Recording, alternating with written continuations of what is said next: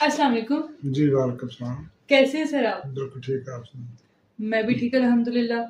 اچھا ناصر صاحب یہ بتائیں کہ انجیل کے اصل پیغام اور تصور اسلام میں کیا فرق ہے؟ کیا اور یہ بھی بتائیں کیا پہلے والی آسمانی کتاب بھی انسانوں کو جہالت سے نکال کر روشنی کی طرف بلاتی ہیں؟ بسم اللہ الرحمن الرحیم. یقیناً وہ اللہ سبحانہ و تعالیٰ کی طرف سے ہیں. جہالت کا وہ منفی کرتی ہیں.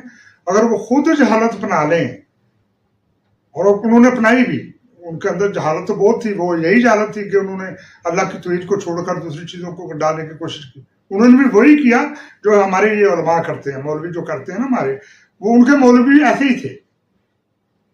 حالانکہ وہ اللہ سبحانہ کی طرف سے ہیں. ان کتابوں میں اور قرآن میں کوئی فرق نہیں. تورات، زبور، انجیل اور قرآن وہ ہماری کتاب تو نہیں مانتے، لیکن ہم چاروں کتابوں کو مانتے ہیں. یہ ہمیں اللہ کی طرف سے حکم ہے، یہ ہمارے نبی کا حکم ہے، یہ ہمیں اللہ سبحانہ کی طرف سے حکم ہے کہ چاروں کتابوں پر مان رکھو. وہ میں نے ہی اتاری، میری ہی کتابیں ہیں. لیکن جو انجیل جن پر اتاری گئی ان کا نام کیا ہے؟ ان کا نام ہے سیدنا عیسیٰ المسیح عیسیٰ ابن مریم. المسیح عیسیٰ ابن مریم، یہ ان کا نام ہے. قرآن کہہ رہا ہے المسیح. یہ عیسائی نہیں کہتے، خالی ہم مسلمان بھی کہتے ہیں.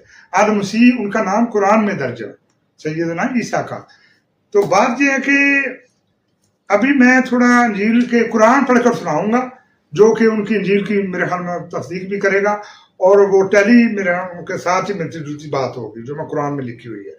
وہ سورہ آل عمران ہے، آیت نمبر بن رہی ہے کوئی میرا 33 بن رہی ہے، یہ 32 ہے. یہاں سے شروع ہوتی ہے. میں اس میں پوری نہیں پڑھ سکتا کیونکہ ہمارے پاس ٹائم نہیں اتنا ہوتا ولاگ کے لیے.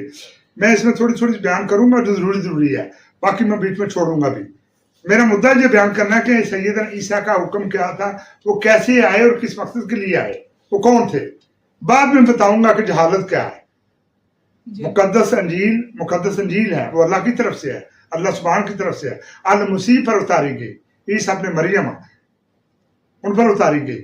کیونکہ ان کا والد نہیں ہے، وہ بنا باپ کے پیدا ہوئے. یہ بھی ایک بڑا معجزہ ہے. عام انسان تو باپ کے ساتھ پیدا ہوتے ہیں، حالانکہ آدم بھی بغیر باپ کے تھے، لیکن یہ اس کے بعد یہ دوسرے نے کافی معجزات بھی دیے گئے. میں وہ معجزے اور تھوڑی سی ان کی سٹوری یہاں بیان کرنا چاہتا ہوں.